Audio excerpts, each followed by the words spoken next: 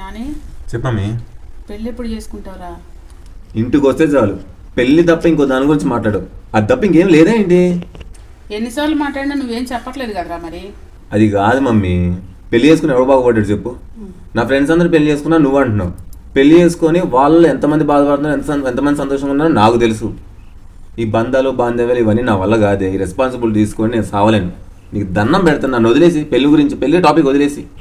ఎందుకన్నయ్య మమ్మీని బాధ పెడతావు? మమ్మీ చెప్పినట్టు పెళ్లి చేసుకోవచ్చు కదా.